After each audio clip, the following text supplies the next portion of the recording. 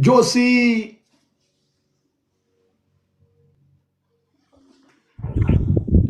بقى ريخا كم زيام حالنجا إذا جزازي كم زيا جزكا كم زيا سلامني وا تمالكو غودي سمع بقى تغاروسي داي الفرتانيا طراي يفرس دامبر ابدي سبا زلخم تغاروس كن عسركنينا بعلم تم تغاروكو يم بلصقنا خوينو موسودا زي تبلو زلخا حدا باندي ميكي رايا ميكي بلو اندرتا دا ገለገለ እንዳበለ مغلم ستحزت ويسك سته اندي سودا واو دم سته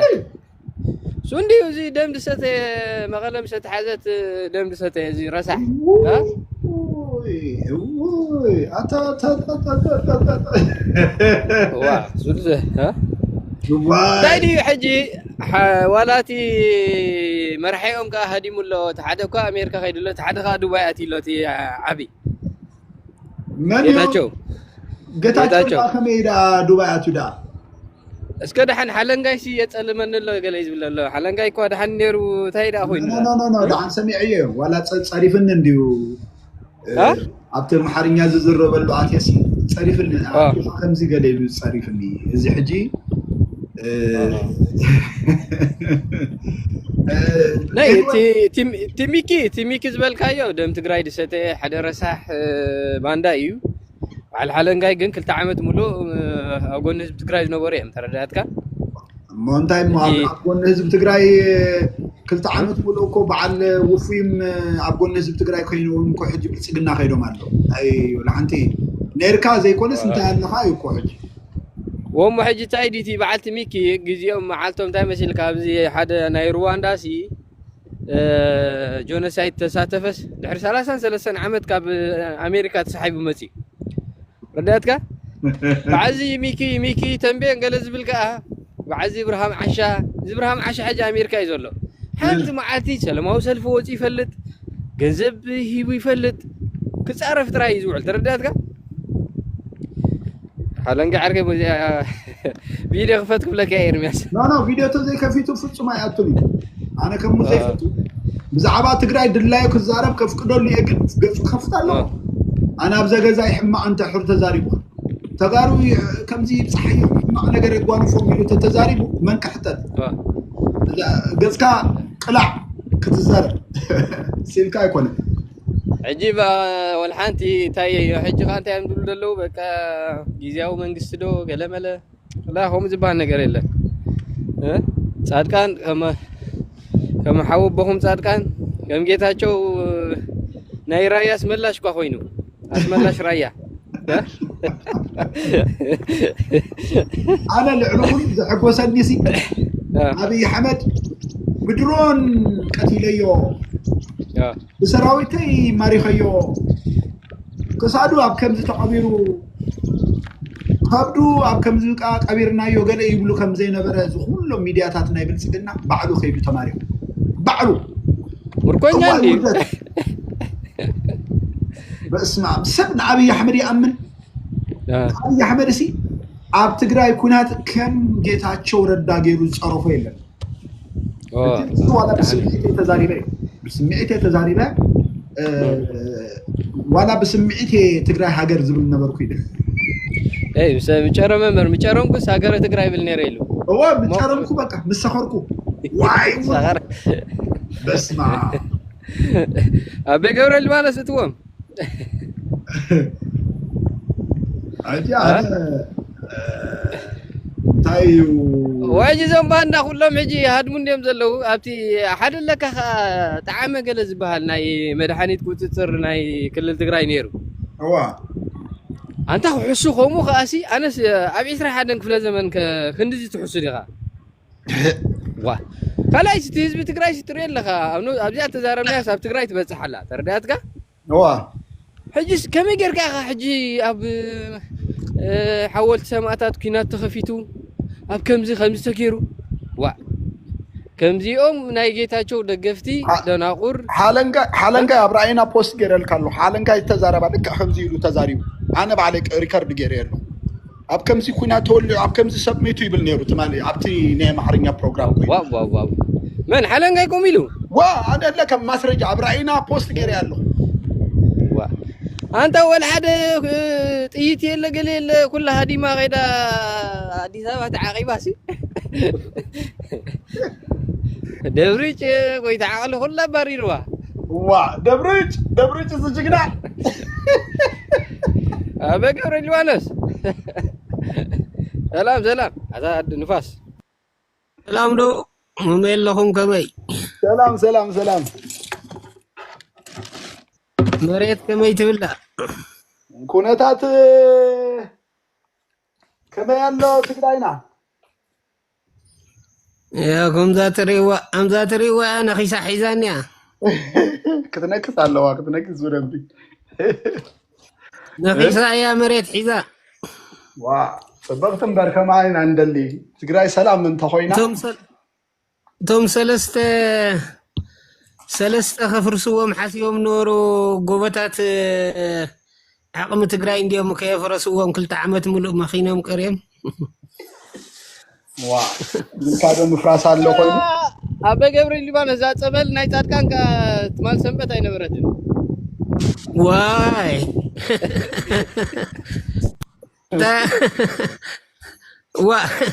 حذكو علو مع كورك حليا خوينا خمي غيرك هاتكم انتاي دليا ويلي تنكرشو انت وديني مثلا تن بجيتنا يقرب حخلا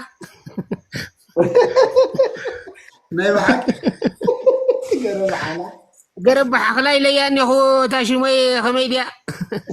أراهم ما عندهم واي نيو حق صبرت يا زيا تاباجت قرب نتغارس بتغارو غيركا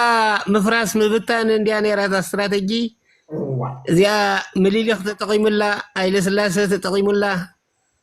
دحر خينات عدوى زنبر ناي تقرنيا تزاربتي مسارتها وحمام انديازيا هو لا نتقرنيا تزاربتي بتقرنيا تزاربتي غيركا أيمبر فيتن في التوكيس كاي كالن لهم كم بوليسي ام حزام وكم ليس بدك سقع حزبون نا حزام يوم قصيلهم نتحدى تشكاشم هيبك مناصنيهم حزقن اي كالو انت كايدا ناتي كلتا عامت ملو زنورهم اكدن بوليسن انت بارتي واحد بال ني 50 عامت عدمه زلو كل عقمتات ناي تግራይ زحزه ودب نعو مبتان مفراس عن استراتيجيوم نيرا تخالئ تكا ناي حزب تግራይ مسرتاو ودابتات زبحال له بتግራይ تلمدو مسرتاو ودابتات اتم ناي دق انستيو ناي دق توعتيو ناي مناسي ودابتات تا لمعات بوجله زلوا حمشته سبات حزت لمعات بوجله شخونا اجري ناي تግራይ شخونا اجري مالتي يا لمعات بوجله شخونا زي اجرك انقاص يزل ታው አቅጽሎም እቲ ዓለም ዘመስከረ ምስቴክሎጂ ምስ ብዙሓት ሃገራት ስንነኺሱ ተዋጊኡ ናብዝና ሕዚ ኩነታት ዘብፅሕና TDF ዝበሃል ሓይሊ እዞም ሰለስተ ኣካላት እዚኣቶም እዮም ብሽም ዲሞክራሲ ብሽም ሪፎርም ብሽም መንግስትን ፓርቲን ምፍላይ ክሳድ ዓለቋ ከፍርስዎም ኣይከኣልን እዞም ኣካላት እዞም ሰለስተ መሰረታዊ ዓቕሚ ናይ ትግራይ ስለዚህ فعليهم أديس أبا خيدم الله أديس أبا خينهم يصمق الله خمسوا حتى لا سقع قريو يحسوا مديان نوصو صحف نوصو جزع نوصو قال ينبهوا الله نزن سلست مأكبي يوم كأنت أي خون تقالسي زير سلامة وبوليتيكا وقالسي يخصل أبتقرأ يالله الدر دخاتو له صبل أو نارجع حفتلو تاناتو صحف دقيم مجلس ناي ودوات ناي كيدان نواليوتو كالي تلو خي ولهم استراتيجيوم مسؤول تقلنا خوينكا متصلات زي تقرأي خوينكا نتوم زول كم سلست ناي يخون اللومن كم زي عمبابا فرخي وط عمبابا صحيح مسوق عز رقفكم رقيفهم يوم دارجه بالي اليوم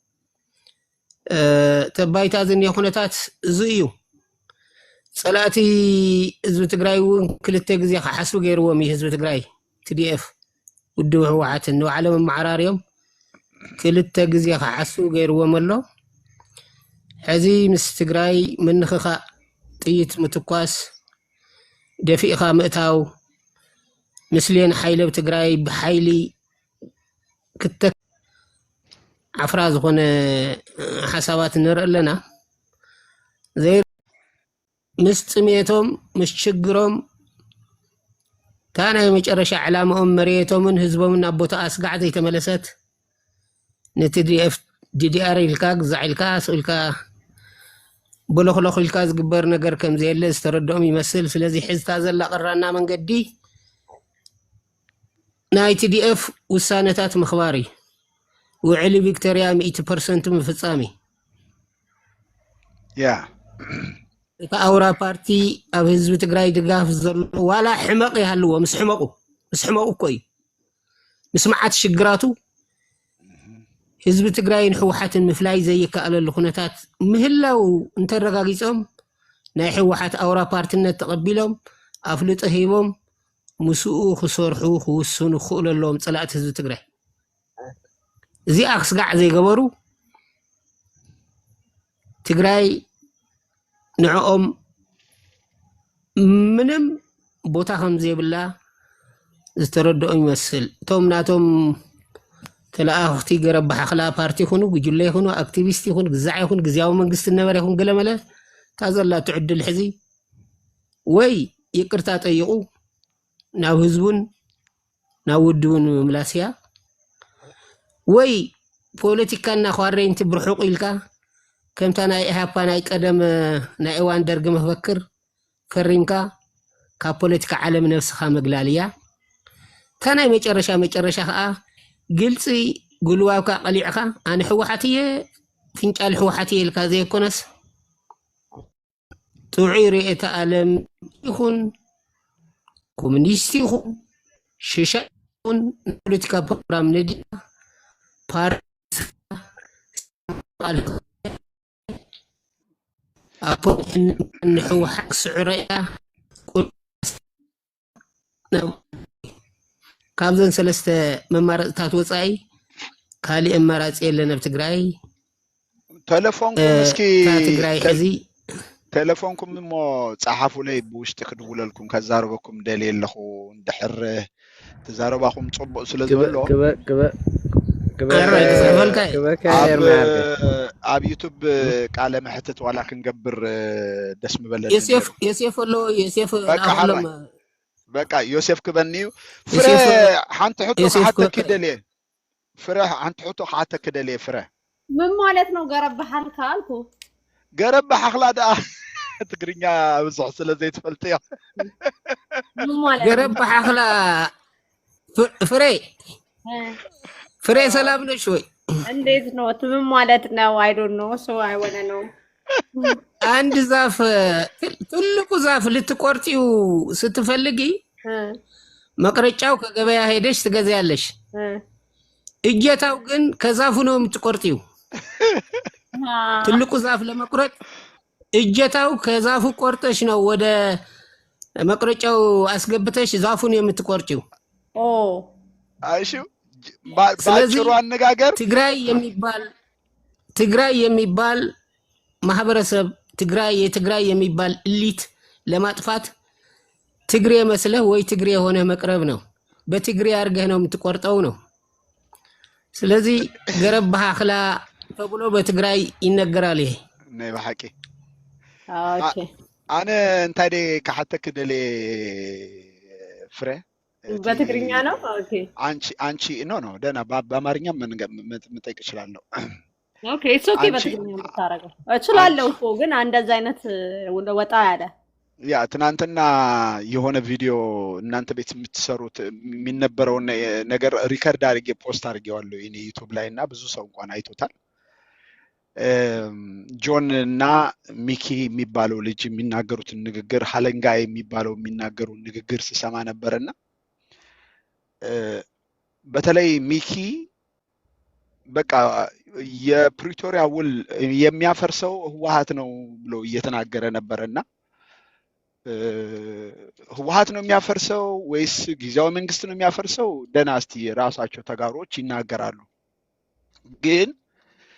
ያ ከፈረሰ አዲስ አበባ ያሉ ተጋሩ ይለቀማሉ ብሎ ማስፈራራትና እንደዛ ብሎ ትግራዋይ የሆነ እንደዛ ብሎ መናገር እንዴት አይነት ህሊና ቢኖራቸው ነው እንደዛ አይነት ንግግር የሚናገሩት? በጣም ነው የገረመኝ። እኔ በጣም ነው የገረመኝ። እና እኔ እንደውም ሚኪማን መሆኑን አላወቅኩም። ለካሱ ትግራይ መቀሌ ብልጽግና ሲቆጣጠር ከዊስኪ ይጠጡ ከነበሩ ሰዎች ጋር ነበረ አሉ። ዋይ እንደዛማ ከሆነ ግን ፖለቲካችን እንዴት እያስጠላ እንደሆነ ልክ አሁን አባታችን በትግርኛ አውራዳቸው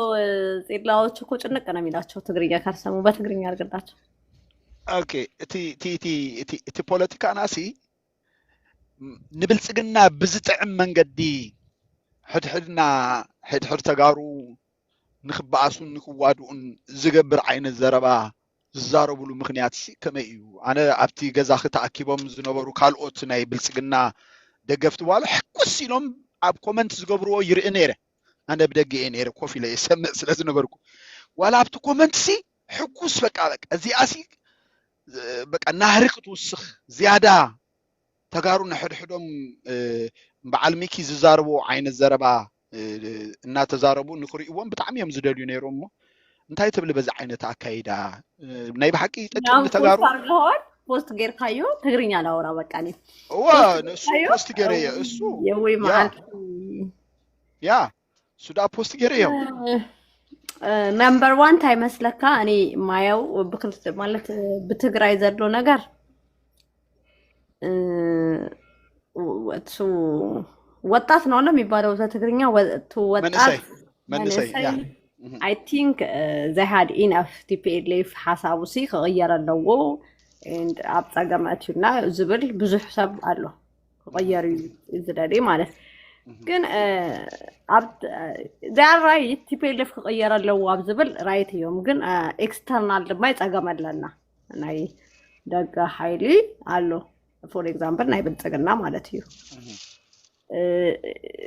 you know when you are young na badal ከበዛ ሐካተሎ you don't care about external you just only care about አቡሽጥኻ ጸገም ዝሰርሕ ዘሎ ቆልዑት ይሞቱለው ተፈለጥ ኢኻ ወጣታት ይሞቱለው ሶ እዚ ማለት እዩ እንደገና ህዝብ ትግራይ ዝሁሉና ተቃለሰ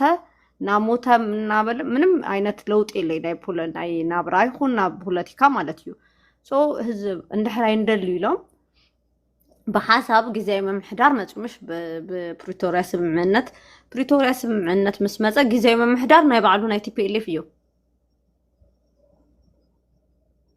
هنا ناي بعلو ايو بتقريني بامارينيا صافو باكا انت دمو anyway كستاي جزاي ممحدار سي كيفرس مقبار زلنا نحنا تقاروينا كذي ናይ ህወሓት ነገር ጸገም እዩ ካምድሌቱ እዩ ዝኾን እምበር ኣብ ሕግሲ ናይ ምዕራባውያን ሓሳብታ እዩ ኣብቱ ከባቢ ታይ መጽሎ ከመይ ጌርና ኢና ህዝብና ነድሕን ንግዜይ ምሕዳር ሰፖርት ጌርና ናብ ንቡር ህዝብና ከመይ ንምልስ ካምባል ኖ ንሓነ ወንበር እንድሕር ዝሓስኩም ወይ ተከብለ ኮይኑ ግዳፍ ንግዜይ ምሕዳር ከስርሑ ይኻለ ምንም when I say this ወታደራዊ ኃይል full is under TPLF so ጊዜያዊ መምሕዳር ምንም አቅም ይብሉን you know in አይኮነን ኣብ አፍሪካስ ኣብ ተነብሩ አሜሪካስ ፌደራል አርሚስ under ኮማንዶ ፕሬዚደንት ይምበር ኣብ ካሊ ይኮነ you know it ከዚ ዶናልድ ትራምፕ እንድሕር ዘይብሉ ታይክ ገበር ይኽእል ወታደራዊ ኃይልስ እንድሕር ኣብ ትሕትዩ ዝሃለው እኮ ምንም ዓይነት ፖለቲካ ክሰርሕ ይኽእል ምንም ዓቅሚ ይብልካይት ካማና ቆዩ ዝኸውን ዘሎ ጌታቸው just አፉ እዩ ክዛረብ እንበር ካሊ ነገር ክገብር ቆይ አስተካክለዋለሁ አለንጋይ እንነጋገራለን ከዚ ታይመስለካ ፖለቲካሊ ወዲቅና ኢና ይሉ ባዕሉ TPLF بعلو تبيلي في زبالة قرب لحقلا وقبر بحب لحقلا بعلو strategically I failed strategically مرحي باللي failed غير يلو بعلو وجوز تزاربون إحنا ممكن نقبرين خالي عند حساب أنا وصبح مسرح ندير زي خالقو بقدي سرحي بهادي عند حر وديقنا بوليتيكا you have to bring another intellectual زخون قلعت كسبسب خمس ساتهم ممكن كو تقارو يوم كذا نبعلون كدحني غالي عندنا نحزبنا ونا بس أقام يوزخ تتزلو أنا إيري تفلتها مس تقاراني بارتي تاسي كم نديت عندما كراكر تقاله جن هذا سيم تايم دمو ينسون مشجر جن ما وقاله بهيري ندي زنبلو عدلهم all this 1 مليون حزب زت فقال سسي سؤال كاب بحلخن بيجون عقرقر ختبل خالي أقام يتمسي نا أيخوني نايب علوم ونتقام خمزلوس إيريك تفلت لك عندنا نميكي تمالي زبالة تاي مسلكا إثيوبيا منغستي اندحر قال أي طورنت اندحر آتينا عندنا أبدي سوا زلو تجارسي كإسرائيل خلق أميام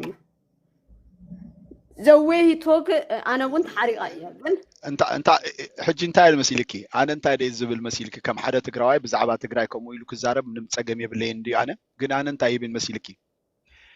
نمن كحقو سلازدلي ومعرك ندو بفلاي كاتا ززاربا زنبر عزاراربا ولا عند حري خياسي هوحات نوع البريتوريا اندحر افريسوس ابدي سابا كلهم تغارو كسوريوم يلو كزارب كله هوحات دي وع البريتوريا كفرس زدل زلو ويس بلصقنا ناي بحق وع البريتوريا مئتي كام مئتي اندحر تفصيمو من يزخسر بعلو بلصقنا نزي ايديوليون يعني يفلطي ግን አነ እታዘረባቲአ ኣብ ዩቲዩብ ኣብ ራእይና ዩቲዩብ ቻናል አላ አብ ከይርኩም ክትሪእዋ ትቆል ይሁን ቃል በቃላ ግን ኤርሚዬ እስቲ ጥያቄ ከሐታ ይዛረብ ነሩ ብልጽግና ዋላ ተደለየ ብልጽግና እኮ ህዝቦ ይሞውቴ ብልጽግና እኮ ጻብጸገማ ያቲ ብልጽግና አበድ 4 ኪሎ ኣብ ዝተመቻቾን ኣብራ ዝነብር ጋቨርንመንት እዩ ህወሓት እዩ ክሕለቀሉ ዘሎ ምእንተ ህዝቡ ይሉ ማለት እዩ ምእንተ ህዝቡ ሲ ህዝቡ ከድሕን ክሰርሕ ኣለዎ እና ምንታይ ፉክክር እዩ ምስ ብልጽግና እንዴ እስራይ ልካ ህዝቢ ኣብ ዘይጠቅጠቅ ተጠቅጠቁ እንደገና ከዝውን ብልጽግና ይደሊ ብልጽግና ተል ዘይደሊ ዛስ ኦን ሂዝ አባና ግን ንሕና ክንሰርሐሉ ኣለና ካው ድማ ይውደ ታሽሙ ብምታሽሙ እንዲኹም ትገብሪዮ ዘለኹ ፍሪ ሓፍተይ ሕጂ እቶም ፖለቲከኛታት ሲ ንኣብነት ናይ ሕጊ ምኽባር ዘመቻ ኢሎም ኩናት ምስ ኣወጁ ነቶም ፖለቲከኛታት ናይ ህወሓት ሓይልን ነቶም በዓል ስልጣን ናይ ህወሓትን ብምሎም ንዖም ኣይኮነን ኣሲሮሞም ወይ ቀቲሎሞም ወይ ከዓ ዝኾነ ነገር ገይርዎም ነቲ ህዝቢ እዩ እዚ ሕጂ ተኣካይዳ ናይቲ ፖለቲካዊ ባህሊ ናይ ኢትዮጵያ ዕማቕ ስለ ዝኾነ እምበር ነቲ ሰላማዊ ኣብ ዝኾነ ክልል ዝነብር ትግራይ ዝትንክፍ ክኾኑ ይብሉን ከማን ከምዚ ዓይነት ዘረባ ክዝረብ ከሎ ኖ ፖለቲካን ህዝብን እንታይ ተተኣሳስሩ ኢልና ኢና ክንምልሰሎም ዝግባእ ሕጂ ኣነ ንሚካኤል ዕድል ተዝህልወኒ እንታይ እዚ ሲ ግበሩ እንዲኻ ትብል ዘለኻ ተዘዋዋሪ ነቶም ብልጽግና ከም መንግስትና ኢሎም ዝድግፉ ካልኦት ሲ ህወሓት ከምኡ ተገይራሲ ኣብ አዲስ አበባ ዘሎ ተጋሩ እሰሩ እንዲያ ተስምዕታ ፖለቲካ እንድሕር ኮይና ተረዲኸኒ ኣብ ኮንሰንትሬሽን ካምፕ ናይ ተጋሩ ምእካብ ዝመፀኮ ብምንታይ ዲ ብገለው ዩቲዩበራት እንድሕር ዞም ተጋሩ ሲ ኣብ አዲስ አበባ ገለ ከይገብሩስ ምናልባት እዚ መንግስት ሲ ኣብ ኮንትሬሽን ካምፕ ገይሩ ከጽንሖም እኮ ምናልባት ይሓይሽ ብዝብል ሓሳብ መጽያ ኣተግቢሮም ሓቂ እዚኣ ከዓ ነቲ ኣብ ኢትዮጵያ ዘሎ ኣብ ክልል አዲስ አበባን ካልእ ቦታ ዘሎ ትግራዋይ ሲ በቃ ብልጽግና ዝደልዮ ነገር ኣብ ትግራይ ተዘይተፈጺሙ ህወሓት ንብልጽግና እንድሕር ተዘይተዓዚዙ ነቶም ኣብ ኩሉ ትግራይ ኣብ ኩሉ ክልላት ዘለው ተጋሩስ ይተኣሰሩ ዓይነት መልእክቲ ኣተሓዘለት እዚኣ ከም ፖለቲካ ክትሪኣ ከለኻ ማለት እዩ ተረዲኣት ክዶ ፍረ ቀጽሉ ግን አንተ ደግሞ ምን አለ መሰለህ ሬም ታይዲዩ አ ፖለቲካሲ ህዝብ ዛዘር ሳይድ ኬር አይገብሩን ክልቴው ኬር ከገብሩ ይኸሉን ግን for example ሚኪ by the way ኒውትራል እዩ ንህዝቡ ማለት ንሕና ብስምዒትና እምበር እሱ ንህዝቡ ይሓስብ እዩ ኣይሓስብን ተኣሲሩ ይፈልጥ እኮ እዩ ተኣሲሩ እዩ ካልኣይ ነገር ድማ እንታይ እዩ ዝብል ዘሎ ንሕና እንድሕር ንህዝብና ዘይድሕን ፖለቲካ ንሰርሕ ተኮይና ኣብ ከዚ እውን ህዝብና ኣብ ሓደጋ እዩ ዝብል ዘሎ ካልኣይ ድማ እንታይ መስለካ instead of ና ሚኪ ተበለ ብልጽግና ክሰምዖ ይኽእል እዩ ብልጽግና ግን ንመን ይርኢ መስለካ ቲፒኤልኤፍን ህዝቢ ትግራይን ሓደ እዩ ዝብል ይርኢ እዩ ንሕና ደጀኒና ንቲፒኤልኤፍ ግን ይርኢ እዩ እዚ እዩ ፀገም ኣትዩና ህዝቢ ትግራይን ቲፒኤልኤፍን ዘይምፍልላይ ብምንታይ ብደገፍቲ ቲፒኤልኤፍ ዝግበር ነገር ሶ ኢሬ ኣነ ትፈልጥ ኢኻ ንሚኪ ሳይዲዘ ንሓደ ማይ it's not my nature you know me ኒውትራል ኮይነ እየ ነገራት ዝርኢ ሶ እዚ ፀገም ማለት እዩ ኣነ ትማሊ ንሚኪ ኮሬዮ እየ ርኢኻ ኢኻ ግን at the same time ተቋይምክዮ ናይ ባዕቂ at the same time ግን let's see ብደንብ ገይርና ድማ ነገራት ንርአ ከዚ ኣብ ዝግበር ዘሎ ኣብ ናይ by the way ኢሬ ናይ ኩሉ ነገር ፀገም ቲፒኤልኤፍ እምበር ንሕና ይኮንናይ ሚኪ ይኮነ ሃለንጋ ይኮነ ኣነ ይኮንኩ ጆን ጻጻ ይኮነ nobody only ቲፒኤልኤፍ እያ ተሓታቲት ቲፒኤልኤፍ ያብዙ ኩሉ ፀገም እትያ ህዝቢ ካብኡ ድማ እስቲ ተዓለይ ናሰብ ፖለቲካ ክሰርሕ ክበሃል ተሎ ኖ ትብል ዘላ ቲፒኤልኤፍ እያ ኢዘር ወይ በደንብ ሒዛ በደንብ ሓዘቱ ኦር ድማ ንሰብ ካሊ ዕድል ሒባ ካሊ ሰብ ክሰርሕ ኣይትገብር ዛ ድርጅት እዚኣ ፀገም መምጽኢት እያ ሓወይ ንሕና ኣነ ፐርሰናሊ you know me ካብ ብልጽግና ምስ ሓለንጋይ ከማን ንጠቃጨቅ ካብ ብልጽግና ቲፒኤልኤፍ የዝድግፍ as end of the day even I don't like them is ብናይ ብሄር እዩ ምንም ክገብር ይፈልግ ሪያሊቲ ግን ክንራገቦ ኣለና ሪያሊቲ በቃ ሪያሊቲ ተዛሪብካ ያኻ ፀገምሲ ሓለንጋይ ወይ እንትና ማነው ሚኪ ምናምን እናበልካ ይኾነ ፀገም ቲፒኤልኤፍ እያ ናይ ትግራይ ህዝቢ ትግራይ ፀገም ቲፒኤልኤፍ እያ ቲፒኤልኤፍ ንቶም ቆልዑት ነቶም ኔክስት ጀነሬሽን ሲ ሌትስ ሴይ አባዱላ ኤርሚ አባዱላ ሪፎርም ገይሩ ነገራት ኣብይ የምጽኡ ኦፒዲዮሲ ቆልዑ ተምጽኡ ከዚ ቆልዑ ተምጽኡ ከመይ ዓይነት ሪፎርም ገይሩ ኣብ ስልጣኑ ርኢኻ ኢኻ እንሕወሓት ግን ግግም ኢሎም ኖ ኣይንህቢ ምንም ኣይንህቢ ኢሎም ኣብ ፀገም እትዮምና እምበርኩ ንባዕሎም ክድሕኑውን ወጣታት ይምጹ እንታ ሽሙ ቆዩ ሕጂ ትግርኛ ይግረንገይት ነው عارف انه عند ነገር ኮመንት ላርግሽና ገረብን ሓክላ ሓንቲ መልስ ክበኪ እዩ ኣነ እንታይ ክብል መሲልክ ኣብ ትግራይ ኣብ ዝሓለፈ ቅድመ 4 ዓመት ዝጀመረ ኩናት ስጋብ ሕጂ ቀጻሊ ዘሎ ወላ ሓንቲ ጽቡቕ ኣሎ እዚ ነገር እዚ ብምፍጣሩ ረህዋ መጽዩ ዝበሃል ወላ ሓንቲ ነገር የለን ሓደ መጀመርያ እዚ ክንፈልጥ ይግባእ ይብላነ ከም ሓሳብ ካልኣይ ከዓ TPLF ኣብዚ እዋን እዚ ስልጣን ዘይሓዘ ኢልካ እኝኝኝኝ ክትብል ምውዓለ ሓይሽዶ ወይስ ብልጽግና ብውዕል ፕሪቶሪያ መሰረት ብሕገ መንግስቲ ኢትዮጵያ ነት ንቡር ዝኾነ ካርታ ናይ ትግራይ ምምላስ አይና ይዝቀድም እዚ ኮይ ዝቀድም መጀመርያ ሰላማዊ ዝኾነ ኩነታት ናብቲ ቅድሚ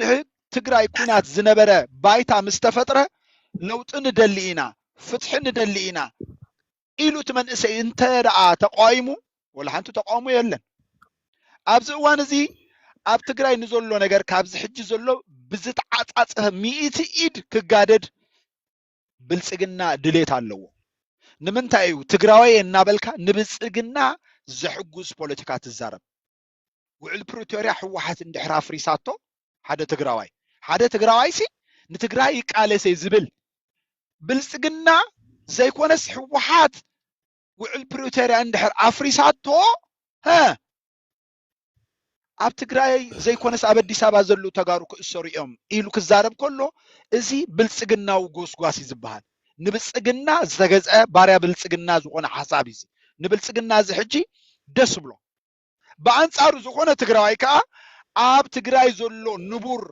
ህይወት ክምለስ ብልጽግና ክሰርሕ ኣለዎ ኢሉ ከገድድ ይግብኦ ነይሩ ተረዲኽኒ ወላ ብትማሊ ናይ ፓርላማ ውዕሎሲ ውዕል ፕሪቶሪያሲ نحنا سعيرنا نكلنا ምእንቲ ህዝብ ትግራይ ዝተፈረመ ውዕል ታሪካዊ ውዕል ይዛረብ ነይሩ ካብዝን ላዕሊ ዘቆጥዕ ካብዝን ላዕሊ ንሕና ዝብል ዘለኮ ዋላ ኤርትራ ዋላ ሶማልያ ዋላ ቶም ኩሎም ዘራያት ዝነበሩ ማለት እኮ እዩ ርኢኺ ውዕል ፕሪቶሪያ ተጋሩ ስዒሮም ዝወፅሉ ንዞም ዘራያት ኩሎም ሓይልታት ኣብ ፕሪቶሪያ ኮፊሎም ክዘራረቡ ዝገበሩሉ ናይ ጅግንነት ጊዜ ናይ ጅግንነት ታሪክ የለ ዝሓስቦ ብልጽግና ግን ትማሊ እንታይ ይብል ነይሩ ግን እንሰምዖ ለና ማለት እዩ ስለዚ ሓደ ትግራዋይ ሲ ን ብልጽግና ዝጠቅም ኣብ ልዕሊ ተጋሩ ካለ ማእሰርቲ ዝውይ ዘረባ ክዛረብ ከም ምስማዕ ናይ ሞት ኩሉ ሞት የለን ከብል ደሊ ገረብና ሓክላ ቀጽል ፍረ አላዲያ አለው ፍረ ሓደ ሓሳባትኪ ጽቡቅ እዮም ሰብ ደቂሱ ሕልሚ ሓልም እሞ ዳቦ ወይ ኬክ ወይ ጸባ ወይ ዝኾነ ነገር ክበልዕ ክሰተይ ይሓድር ብሕልሙ ትግራይ ሕዚ ታእያ ትደሊ እዩ ተጋሩኽና ሓቶ ዘለና ታእያ ትደሊ ትግራይ ሕዚ ናይ ትግራይ ብሄራዊ ሕቶ ናይ ትግራይ ናይ ቃልሲ ተባራዒ ሕቶ ታእያ እያ ትግራይ ቅድሚ ኩናት ናብ ዝነበረቶ ንቡር ኩነታት ምምላስ እዩ ኣብዚኣ ዘይዓስል ትግራዋይ ካፍቲ ትግርኛ ዝዛረብ ቻይናዊ ኣብ ኢትዮጵያ ኣብ ትግራይ ዘሎ ቻይናዊ ትግርኛ ዝዛረብ ወይ ትግርኛ ዝዛረብ ህንዳዊ ብምንታይ እዩ ዝፍለ ምክንያቱ ብሄራዊ ስምዒት የብሉን ትግርኛ ይዛረብ ዘሎ ናይ ትግራይ መሰረታዊ ናይ ሰዓት እዚ ሕቶታት ክምለሱ ኣይቃለስን ዘሎ ስለዚ ቻይናዊ ትግርኛ ተዛራቢ ተበልናዮ ሓቂ እዩ ሕዚ ታይኹም ትብሎም ሸኹም ኣብ ገዛ ክትማለኹም ዝሓወይ ዝብሎ ዘሎ ንንበርከ ክድዩ ህወሓት ከምዚ ተገይሩስ አዲስ አበባ ዘሎ ትግራዋይ ኢትዮጵያ ዘሎ ትግራዋይ ከአስሮ እዩ ከወፅዕ እዩ ክጭፍጭፎ እዩ ከምዚ ንግበር እና ሱኹ ንበለ ማይ ዝኣተወተን ጨዋ ኮይናስ ከይተዛረብና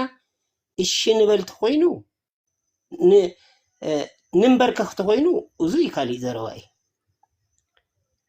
ህወሓት እዩ ዝኩሎም ፅኢልና ኢሉ ይዛረብ ዚ አንጻር ህወሓት ዝቃለስ ህወሓት ተደሚሩ ብልጽግና ስለ ዘይኮነ ድዩት ምክንያት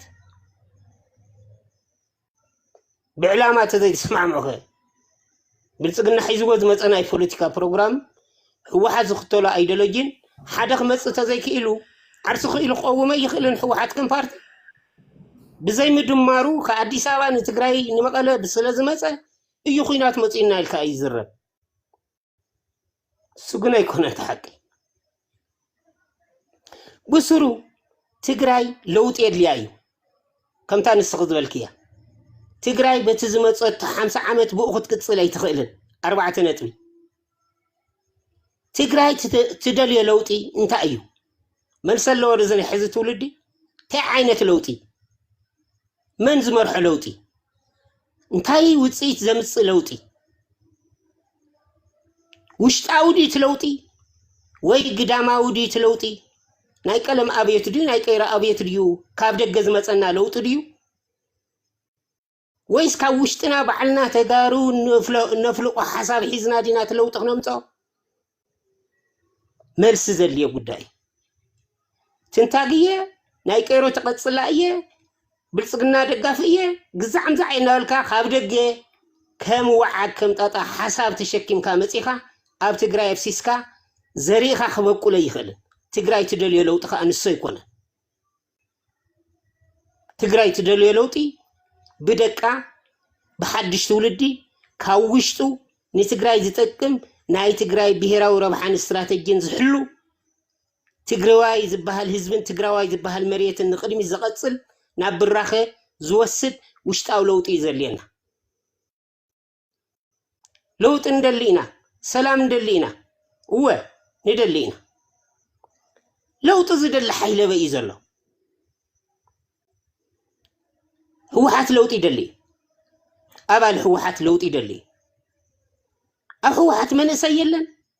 دلاي لوط يلن هوحات بهال دبرتين المنجرين ترحيو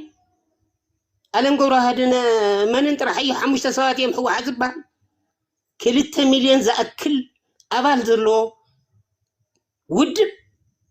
أوشت من يسيلن لوط خقبر زخل ريفورم خقبر زخل زتمهره من يسيلن ديو هوحات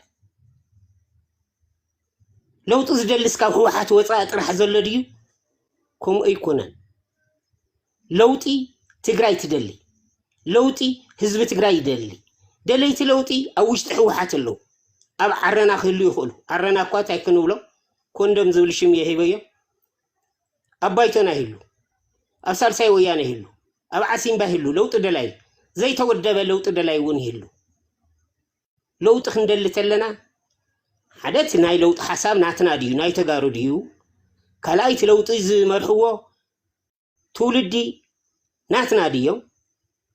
سالسايت لوطي نابي ناي منقدي زوسلنا انتاي وصيت المركابي تلوطن غورو تግራይ زطفق دي زدحني تلوطي نسي حاسيمنا خنغورو خنكئللنا فره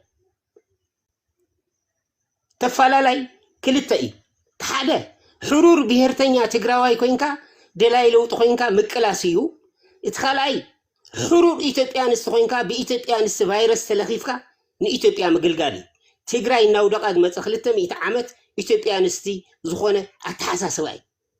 فيروسين تግራይ قديلوا قتلوا ابن حوحاتون تطليفو درغم سودقه بايثيوبيانس تحساسواي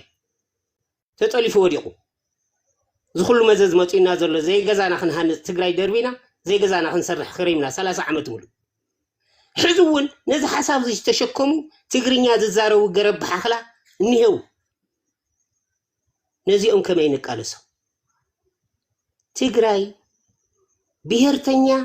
حرور بهرتኛ بهراو حيلي فطيراديا اي فطرتن ينحزي كنحسب كنكللنا اتوم نحوحات كنحانحو يخولو يوم توهلو كلهم بوليتيكا بروجرام حوحات مطفايو كالي ايديولوجي را كلهم حوحات مبتان حوحات مطفايو استراتيجي كوخون زنورو ግን ናይ حوحات ጠንካራ ጎኒ مورس ናይ حوحات ደካማ ጎኒ ከዓ ምዕራይ ምስተኻል أمم قد حدش تولدن أرجي تولدن زلوا جاب زدفنلو تكلاو زغنة سرعة زحلوي رخكب زجبرلو كنتات كمشاشو مكلاس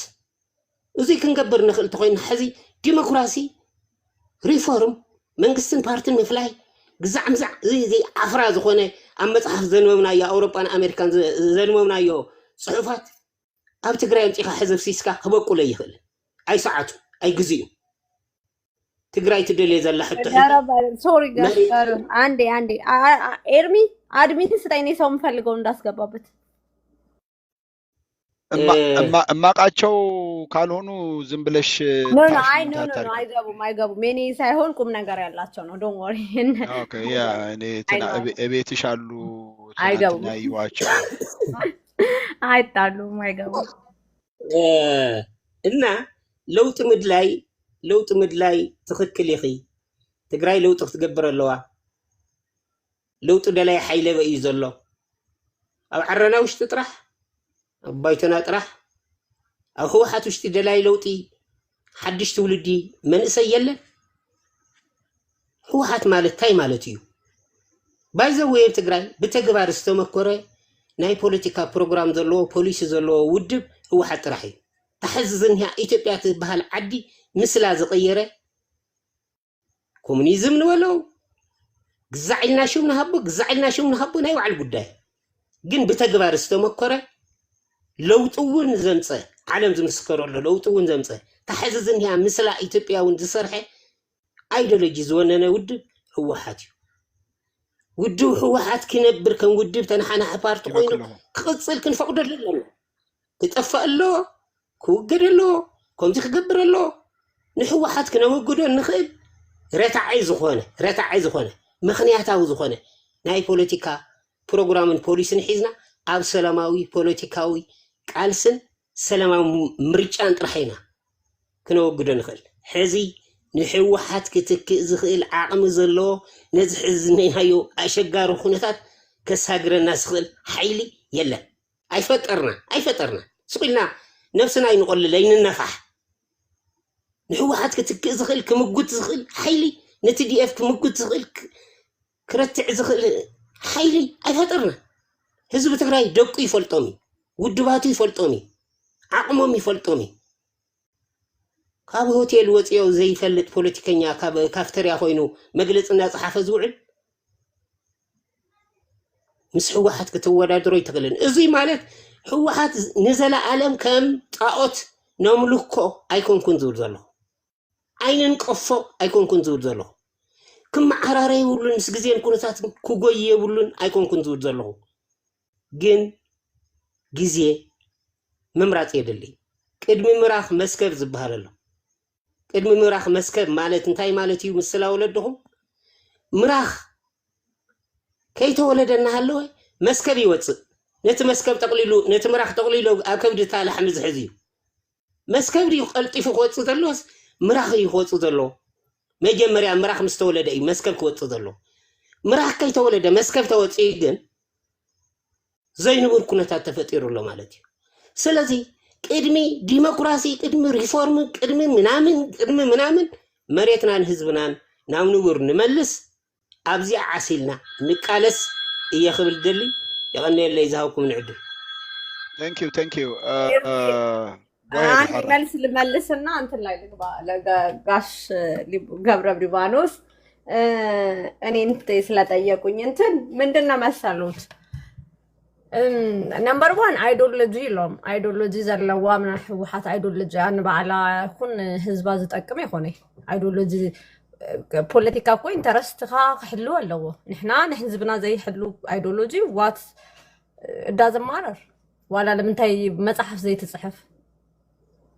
تو ايديولوجي سي صقم زمصيو حزب تግራይ سي انترستو زحلو ايديولوجي يكون حق منغستا كوز انت اب ኢትዮጵያ ዘቀመጠቶ ነትግር ህዝብ ትግራይ ጻርዩ ዘይኸውን ነገር እዩ ሶ ዚስ ኪሳራ እምበር ጥቅሜ ሆነ ካላይ ነገር ታይሎም ለውጥሲ ኣብ ቲፒኤልኤፍ ሌድ እዩ ቆልዑት ያንግ ስታር አለው ኢልኩም ለምንታይ ዘየረየና ሞ ተለዊጡ ሕወሓትኩ በዓሉ ተለዊጡ ስለዘየረየኮ እዩ ህዝብ ትግራይ ኮ ካብ ዓቅሙን ላይ አሊ ካብ ዝኸዶ ንላዕሊ ኸይዱ በቃ ሕወሓት ስለዘይ ተለወጠ ሕወሓት ፖለቲካ ስለዘይ ብሉ ቆዩ ዝኩሉ ኪሳራ ዝመጻ ከዝውን ህዝብ ትግራይ ከዚ ናይቀሑ ኖ we had enough አይነ ኸሊ ሽቃዕ ክንደዚ በቃ ያخለና ተይሉ it's a normal change እዩ በቃ normal after war ማለት እዩ ሓደ government reform ክገብር ግዴታ እዩ that's ግዴታ must ክግበር ዘለዎ ነገር እዩ ንሕና post war ዘለና ህዝብታት ኢኮኖሚክሊ ቼንጅ ናይ ኢኮኖሚ ሪፎርም ናይ ወታደር everything ሪፎርም ክግበር ኣለዎ ግዴታ ናይ ሰባት ምልውዋጥ ግዴታ እዩ ትድርጅት ሪፎርም ገይሩ ምስ ገረብ ንሓክላት ዝንሰማምዖ ናይ ኤክስተርናል ፀገም ስለዘሎ ቲፒኤልኤፍ ከይፈርስ yes of course okay ኤክስተርናል ፀገም ናሲ እንድሕር ሶልና ቲፒኤልኤፍ ፍሪስና we might not have a ድርጅት የተዘጋጀ ድርጅት ስለዘይብልና ፀገም እዩ እዚ ኣብዚ ክንስማማዓይና ኣብ ኩሉ ግን በቃ ሮንግ እዩ ቲፒኤልኤፍ by any means ሮንግ እዩ ነምበር 1 አሊያንስ ዝብሉ ዘይብሉ ድርጅት እዩ ካኡ ግምገማ ገይሩ ከማን ክስተኻኸል ዘይከኣለ ድርጅት እዩ for example ናይ ምድማር ፖለቲካል ኢሎም ገብራ ብልሓክላ እንድሕር ዘይድመር ኮይኑ ፓወር ዘይምርካብ እንድሕር ናይ ካልኢሰ ፖሊሲ ተመሳሲሉ ክነብር ዘይኽእል ተኮይኑ ፓወሩ ብደንብ ገይሩ ምሕላው ኣብ አዲስ አበባ after you give like power ባንክ ታንክ ረኪብካ ብጥራሕ እግርካ አይተዕግርግሪ በሐሳብ ኣብ ኢስት አፍሪካ ተሸንፎ ነገር የለይ በፓወር ኢካ ተሸንፍ ፓወር ካ በዘይ ሐሳብ سويلكا هيبكا مزيخا زي خون نجر نهزب خون تطقطق لقعي خوني دكتور قربنا حقلا لقعي خوني بقى زي رونجيو خزون ኣብ ትግራይ ፀገም ኣሎ ኣብ ትግራይ ፀገም ዝፍታሕ ግን ብናይ ኩሉ ኢንተሌክቹዋል ዝኾኑ ተሰብሲቦም ኩሉ ኣስተዋጽኦ ገይሩ እምበር ቲፒኤልኤፍ በይኑ ክፈትሑ ዝኽእል ነገር ምንም ነገር የለን ምንም እንደገና ድማ ጋሽ ገብረ ሊባኖስ ትግራይ ናይ ቲፒኤልኤፍ ፒኤልኤስ የኮነቲ ናይ በይኑ ናይ ግል ካምፓኒ የኮነቲ እንድሕር ምሳና ዘይስማማዕ ትግራዋይ ይኾነይ ትግርኛ ዘይዛረብ ኖ ኖ ኖ ትግራዋይ ዝኸውን ሰብ በቡን በዲኡን እምበር ብቲፒኤልኤፍ ዝውሃብ ኢሚግሬሽን ሲስተም ይኮን ናይ ትግራዋይ ማንነት ካብ ትግራይ ትውለድ ትግራዋይ ትኾን እምበር ናይ ቲፒኤልኤፍ ነገር ስለ ዝሓስካ ትግራዋይ ትኾን እንድሕር ናይ ቲፒኤልኤፍ ስነ ሓሳብ ዝሓስካ ትግራዋይ ይኹን ኮይ እዚ ዳዝንት ሜክ ሴንስ እዚ እዩ ኣውዲቑና ከማን ካልኣይ ነገር ኣብ ከዚ ኣብ ክራይሲስ ኢና ዘለና ኣብ ክራይሲስ ዘእተውና ነገር ተመርሚሩ ኣብ ጦርነት ብምንታይ ኢና ኣቲና ብምንታይ ውድቀት ከመይ ጌርና ኢና ኣብዚ በፂሕና ኢልካ ግምገማ የድልዩ ግዴታ ተገምጊሙ ካኡ እዚ ዚታት ዝመፃናሉ መንገዲ ልክ ይኾነ እዚ ዚታት ደግሞ ኦኬ ክቕፅል እዩ ኢልካ ተቐፅሎ ኣብ ከዚ ሰዓት እኮ ግን ሕወሓት ከም ዝመፃኽዎ ኣነ ክኸድየ እስኻትኩም ይትፈልጡይ እህን ኣነ ጥራሕ እየ ዝፈልጥ ከም ዘይፈልጥ እኮ ሕወሓት በዓሉ ይምስክር እንደገና በዓሉ እንደገና ያዕግርግር እዚ ይኸውን it doesn't make sense كمان أنا سلزبلكوا بتيك توك يقولي تم قلعوا أو مريت زلوا زي ما قلنا لسنا like قدم يخوني بقى يسمعي ناي دقة حيلة تجمع أبتقرأ أتيوم يو بقى أتيوم كاب for example بلسقنا أتيو أبتقرأ whether we like it or not it is support you أيخونن أنا support قبري قن تايد كن قبرهم بعلو زخفتو قدادا كوي for example كذي بقى بحالة فجزي نجزي محدار تاريخ قبرت نبرة بلسقنا خونه يلو نخل تخافيلوه الساتوم جن بوشتي ناتسمع معه بدأ قدمه حدا خوينا ميصرحوا سترونج خوينا ميقربلو كذا بعلم السوق خفلهم تلهم بعلم تخافيلهم متيهم كأون نسب تخصص يتخلي بعلم يوم زي غيرهم زلوا ده واحد بعلم زي قبروا نقدر نخلي يسب قربنا حكلا كن الزاربوين خالي كالي ناي من تايو ناي صلاي مبزح هو حد صلاي بطعم اياته بزح I don't know how for example برجينا حمدو you was your alliance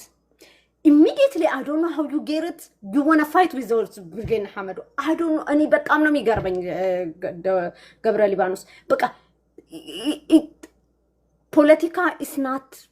ኢነሚ በመብዛህ ዝስራሕ ነገር የለም ፖለቲካ እንዲያውም አሊያንስ በመብዛህ እዩ ዝስራሕ አሜሪካ አሊያንስ ዘይብላ አይትንቀሳቀሲ the minute alliance ዞም አሊያንስ ኢነሚ ተኾይኖ በቃ ተወድቅላ ማለት እዩ ሶ እዚ ደግሞ ሪፎርም ክትገብሩለኩም ጸላይ ሌስ ጸላይ ክትግበር ግዴታ እዩ ሌስ እና እዚ ዚታት ይስተካከል anyway أبزيا زلعلكيا حنت ملس كبكمو تخلوين بدحوري كزار أنا بزعبا زارنا برجين حمدو إلك زلعلكيا أليانس زبالكيا فرا برجين حمدو انت اللو no I mean no صلحي أبرات سوا دلهم عندهم بامارينيا لورا يتنقينو بتقرينيا سوارا no قاي عندك زي سمت no بتقرينيا سميعك عندي سب أنا ملسك ملس زلزلوا بندحرت ملس يقول لك خاط ملس ليش يقري لهم فرا برجين حمدو أليانس كم زخونة إرتراو زيجا دمش إذا سمعنيرو أبغونهم علنا تقرأي تسعر إلو قال زخونة متحقق يقبر نيرهم بوليتيكاو ودب بوليتيكاو ترنافة حقاو نتن زمال تكالز أي نبرنكو يلا نحسقا حجو كويس يلا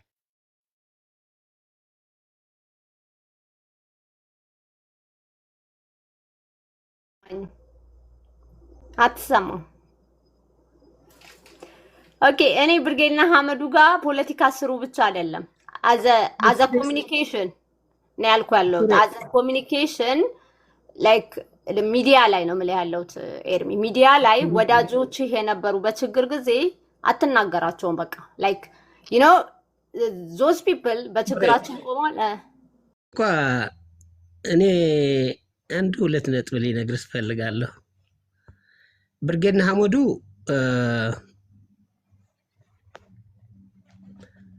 ያለውን ሁኔታ ከትግራይ ኤሊት ምን አላነስ አለው ምን እንትን አለው እሱ ሌላ አጀንዳ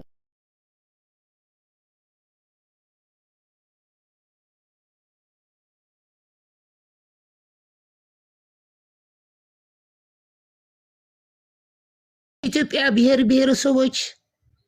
85 ብሔር ብሔረሰቦች የትግራይ ህዝብና ልጆች የዋሉበት ውለታ በክደት ነው የመለሰው። እንዴት ነው የምትተነትኒው? የኤርትራ ህዝብ እንደ ህዝብ የትግራይ ህዝብና ልጆቹ ባለ ውለታ ናቸው። በክደት ነው የተመለሰው። ስለዚህ ህወሓት ያለ ስራው ጻድቅና ሐዋርያ ሊመስል የሰራውን ስራ ያገኘውን መልስ ክደትና ጄኖሳይድ ነው። ጠላት እያበዛ ሳይሆን ቤታቸው ሄዶ ራሱን ረስቶ ህዝቡን ረስቶ የሰራውን ስራ ጠላት እያበዛ ነው የነበረው 30 ዓመት ሙሉ። ይሄ እንዴት ነው የሚተነተነው? በእርግጠኝነት የትግራይ ህዝብ ጠላት ከሆነ ማንኛው አሊያንስ ፈጢሩ ወዳጅ ሆነኝ የሚለውን ኃይል ከመጣ ከአሁን በኋላ አንቀበለው። እንዲያውም የትግራይ ህዝብና የትግራይ ኤሊት በደሙ ውስጥ ጠላት አለኝ የሚል ሴል የለውም። ይሄ መገንባት አለበት ብዬ ነው የማምነው። ከአሁን በኋላ ጠላት አለኝ የሚል የደም ሴል እንዲገነባ ነው የሚታገለው። እኔ ከአሁን በኋላ ሁሉ ወዳጅ፣ ሁሉ ጥሩ የሚያስብልን፣ ሁሉ ጭቁን፣ ሁሉ ድሃ፣ ስለዚህ እኔም ድሃ ነኝ ከነሱ አብሬ መኖር ይችላልው የሚለውን ጽንሰ ሐሳብ ለኛ ገድሎናል። ስለዚህ ህወሓት ጠላት እያመረተ ነው የሚለውን ትንታኔ ስህተት ነው። ብታስተካክሊው ጥሩ ነው ብዬ አስባለሁ። ሐሳብሽ ነው፣ አቋምሽ ነው። ግን አንድ ጥያቄ ልጠይቅሽ።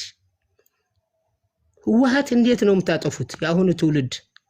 ህወሓትን የምትቃወሙ አዲሱ ትውልድ እንዴት ነው የምታጠፉት? ከውጭ ኃይሎች ተባብራችሁ ወይስ የራሳችሁ የፖለቲካ ርዕዮተ ዓለም ይዛችሁ በውድድር በሰላማዊ ትግል እንዴት ነው የምታጠፉት? ሊጠፋ አልቻለም። መቼም እስካሁን አልተቻለም። ሊጠፋ አልቻለም። ለእናንተ ፈታን ጥያቄ ነው። እንዴት ነው የምታጠፉት? እንዴት ነው ከፖለቲካ መድረክ አሸንፋችሁ ወደ ፖለቲካ ስልጣን የምትመጡ በትግራይ? ይሄ መልስ የላችሁ። ስድብ ከሆነ ጽልም ከሆነ ጸለመ ከሆነ ምን ከሆነ ከባቡነት ከሆነ ምን ከሆነ የስብሃት ነጋ ሰቅለህ እየተሳደብክ መዋል ከሆነ ፖለቲካስ አይደለም። ፖለቲካ የሚያውቅ ፖለቲከኛ፣ ብሔርተኛ ፖለቲከኛ አልተፈጠረም፣ አላደራጀንም። አሁንም ትግል ላይ ነው ያለነው። ህወሓት እንደ ጣዖት ብቻውን ይዘን ቀጥል የሚል አቋም እንደሌለኝ ሊነግርሽ ፈልጋለሁ። የምናስበው ቦታ እስከምንደርስ ደግሞ ህወሓት ሳንይዝ እንሻገረዋለን። ይሄ አሁን ያለው ሁኔታ ትግራይ ብዬ ደግሞ አላምንም። ስለዚህ እጄ ላይ ያለው ድላ ጥዬ ሌላ አዲስ ድላ ፍለጋ ስለማልሄድ ህወሓትን ይዘህ መቀጠል፣ ህወሓት ብቻ ትግራይን ግዛት የሚል አቋም ያለው ሰው ያልሰለጠነ ሰው ነው። ትግራይ የህወሓት ብቻ ናት ብሎ የሚያስብ ሰው ካለ ኢቭን የህወሓት አባል የሆነ ሞኝ ነው። ህወሓት የሁላችን ናት። ብዙ የፖለቲካ መድብለ ፓርቲ ያስፈልጋል ትግራይ። መቼ ነው ጥያቄው? አሁን፣ ነገ፣ ከነገ ወዲያ ቅድሚያ የምንሰጠው የትግራይ አጀንዳ ምንድነው? አሁን አዲሱ ትውልድ ለዚህ መልስ ይዞ ለዚህ የማይታገል ከሆነ ለውጥ ፈላጊ ሊለው አልችልም። እጄ ላይ ያለ በተግባር የፈተንኩት ኃይል አጥፍቼ እኔም ከሱ ቀጥዬ ሊጠፋ ፍቃደኛ ስላልሆንኩ ነው። እና ሁሉ ጊዜ ያሰብን በመፍትሄ እንመጣ ጥሩ ነው። አነ አብዚያ አንድ ነገር እኔ መናገር የምፈልገው በአማርኛ ልናገር ምንድነው መሰላችሁ በዚህ በትግራይ ጦርነት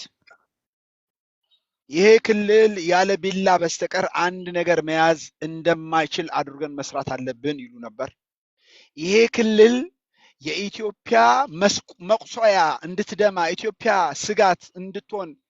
የሚያደርግ የችግር ኢንተርፕራይዝ የሆነ ክልል ይባል ነበር። ይሄ ነገር በትግራይ ጦርነት በብልጽግና ጊዜ የጀመረ ነው ነበረ ወይ ካላችሁ አይደለም። እኔ እኮ አዲስ አበባ ነው ተወልጄ ያደግኩት። በደርግ ጊዜ በደንብ ነው ማቀው እኔ በደንብ እስከ 7ኛ ክፍል ተምሬያለሁ እኔ ደርግ ጊዜ። ትግርኛ ተናጋሪ አንበጣ በሊታ እየተባለ አዲስ አበባ ውስጥ ትግራዋይ መሆንህ በትግርኛ መናገርህ ራሱ እንደ አንድ የሚያሳፍር ነገር የነበረ ጊዜ እኮ ነው። ለውጥ ሲመጣ ወያኔ ገባ በ83 ሲባል አብሮን ሰፈራችን ይኖር የነበረ ቤታችን የሚበላ የሚጠጣ ልጅ እነዚህ ትግሬዎች ስልጣን ያዙ ማለት ነው ብሎ በቁጣ ይናገር ነበር። ይሄ ከድሮ ሲንከባለል የመጣ ጥል ነው። ከድሮ ጀምሮ ሲንከባለል የመጣ እንጂ ህወሓት ጎትታ ያመጣችሁ ነው ብላችሁ መናገር እኔ በጣም የሚገርመኝ ነገር እሱ ነው። ብልጽግናን የሚያክል በኢትዮጵያ ታሪክ የበሰበሰ በደም የጨቀየ ግፈኛ መንግስት የለም። የህወሓት ወይ ደግሞ በኢህአዴግ ዘመን ያክል ደግሞ ኢትዮጵያ ለውጥ እንድታገኝ የተሰራ ዘመን ደግሞ የለም። ይሄ ፋክት አይደለም እንዴ? ይሄንን ለብልጽግና የሚጥም የህወሓት ጠል ህወሓት መጥፋት አለበት የሚል የትግራዋይ ፖለቲካ ሰማ በጣም ነው የሚገርመኝ። እነዚህ ደግሞ ኢትዮጵያውያን ነን እኛ ኢትዮጵያውያን ነን ምናምን የሚል ነገር ነው የሚናገሩት። ኢትዮጵያውያን ነን የምትሉ ከሆነ ከህወሓት ይልቅ ብልጽግና ነው ለኢትዮጵያ አደጋ። እኔ ህወሓት ይጥፋ ብያለሁ እንዴ? ኖ አንቺን አይደለም። አንቺንማ በብዙ ነገር እንደውም አንቺን በጣም ነው የምደግፍሽ። ግን አሉ እንደዚህ አይነት ግፍ የሚናገሩ እና ቅድም የጀመርኩት ምንድነው ብርጌድና አህመዱ እኔማ የብርጌድና አህመዱ አካል ነበርኩኝ እኮ። አሁን ግን ከብልጽግና ጋር ይደረግ የጀመሩትን ዝም ብሎ አላቻ ጋብቻ እኔ አልደግፈውም፣ በፍጹም አልደግፈውም። እንደውም ለፎቶ ፍጆታ የተጠቀሙት ነገር ነው እንጂ እዛ የሄዱ ሰዎች የብርጌድና አህመዱ መሪዎች አይደሉም። የብርጌድና አህመዱ ፕሬዝዳንት የፖለቲካው ባይዘው ብርጌድና አህመዱ ብዙ አይነት የፖለቲካ አይዲዮሎጂ ያላቸው ሰዎች ሻዕቢያን በመቃወም ብቻ የተሰበሰቡ እንጂ አንዱ ትግርኛ የሚያምን አለ፣ ኤርትራ ለኤርትራውነት የሚል አለ፣ ከትግራይ ጋር ምንም አይነት ግንኙነት አንፈልግም የሚል አለ። ብዙ አይነት የፖለቲካ አይዲዮሎጂ ያላቸው ሰዎች ናቸው ብርጌድና አህመዱ ሆነው የቆሙት። ልክ እንደ አንድ ፖለቲካው ሐሳብ ያላቸው አታስመስሉት። ይሄ አይደለም፣ ስህተት ነው እሱ። እና እንደ አሊያንስ እንደውም ለመቁጠር የማይችል አሊያንስ ልትለው ከሆነ ፖለቲካ ውዳበ ወለ ፖለቲካው ምንድነው በድርጅት መልክ ፕሬዝዳንቱ ዋና ጸሐፊው በቃ የሆነ የድርጅት አሰራር የለውም። ስለዚህ ይሄንን እንደ አንድ የፖለቲካ ኃይል እንደውም ብርጌድና አህመዱ ነው ከቲዲኤፍ ጎንነን እያለ በቲዲኤፍ ታንክ ተጠቅሎ አስመራ ስልጣን መያዝ የሚፈልግ የነበረ ኃይል ነበረ። ይሄ እውነቱን ለመናገር ከሆነ ማለት ነው። ስለዚህ እንደ ፖለቲካ ኃይል ባትቆጥሩት ጥሩ ነው። እንደውም እኛ እንደ ፖለቲካ ኃይል መቆጠር ካለብን አካሄዳችን፣ ፖለቲካዊ አይዲዮሎጂያችን፣ ፕሬዝዳንታችን ጉባኤያችንን አድርገን እስካሁን እንደ ፖለቲካዊ ወጥ የሆነ ኃይል አልወጣንም። ይሄ ትልቅ የሚያሳፍር የፖለቲካ አካሄድ ነው። ይሄን እንደውም እንደ ፖለቲካ ባንጠቅሰው ይሻላል እላለሁ። ተክለወይኒ ሂድና ከዛ በኋላ ባህር ነጋሲ ትቀጥላለህ። ዕልኩም ደቂ ዓበይቲ ገር ልባኖስ ድሕሪ ነዊሕ ግዜ ተራኺብና እኒና ሎማዓንቲ ኣጋጣሚ ተክለወይኒ ሰላም ዲኻ? ተጣፊእና እንታይ ጉዶ ከምኡታት እኒአ ዘይምቅድዳዊት ግዜና ታነታኣቱ ሕልፍ ኢለ እሶም ከዓ ግዜ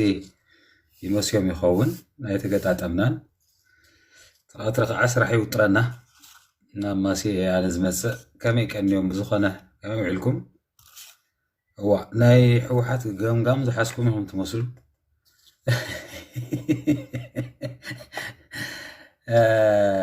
بس حوحات تحاسو زح نقرات زروا نسمع نرئي كابزوم وحللنا قولو داويت يحسبوا زبالو عينت كساب زوم تأكيوم انتهي زقزمو دخولو كساب شكاتو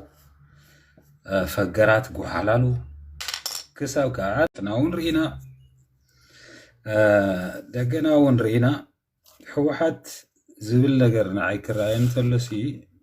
سويلو كاب نوح زبل عامتات زراخو زسوهالكو نقر حانت نقر حوحات تي بي تهناك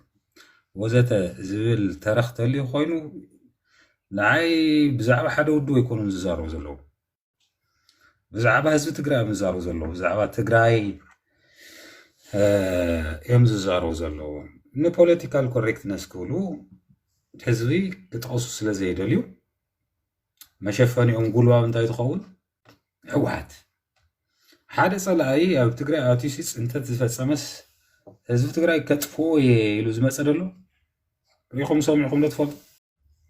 ناي صلي نصلون صحانه صلي لك ولا حاجه تركم زيولو ወይ ብኢትዮጵያ ወገን ዘሎ ሕማም ዘለዎም ይነው ሕወሓት ስለ ዘሎ ስለዚ የለት ኣይኮነ ብፖለቲካ ሰላልፋ መሰረታዊ ፖለቲካ ሰላልፋ ምስ ማእኸልነት ናይ ትግራይ ዘይቃደው ትግራይ ተዘይዳኺምካ ኢትዮጵያ ምምራሕ ኣይከኣልን ብዝብል ቀመር ካብ ግዝኣታ ክሳብ ህዝባ ክሳብ ብዙሕ ነገራ ታሪካ ስነ ልቦና ስልጣና ወዘተርፈ أما طلو نخطفوا أزجويو كلهم سرحوا ترخ تاريخهم مقولة بلوه مالتيو زي نعاي بتعامل سيريس اللي زوصلوا نجاري وحات سبها especially مست بارتي زي تحازنوا مقاولوا بقلص زرقة نجاراتو انتو قول لي انتلو كود نيم يبال زي كود نيم حوحات قلت له خوم عينة حمام زلوس تايب الكام زلوس نمرد أبو زحي خابدن زيات راح يزول غالي قداي بزحك زي تزاري له سلازخنا نايسب حسابات هناسي زخن حساب كساب بجونت بمكبوار حسابهم زقلصو زدلي ويقاومو زدلي ويدقفو زدلي وينقفو ولا ونو كله يهالو راح مكبوار بجونت نهاليو زتي هالو مبر معي سلز تقاوم سلز دقفه لمن تاي رجيف كان من تاي تقوم كان أول كويس سلام 0-0 أنا حوحت كزارو يمس أخونا يا جار لوانس سلزر أخوه حاويسكم أجار لوانس عداك فودكا خندقات يعني هم غالين قرناسكي يعني ليه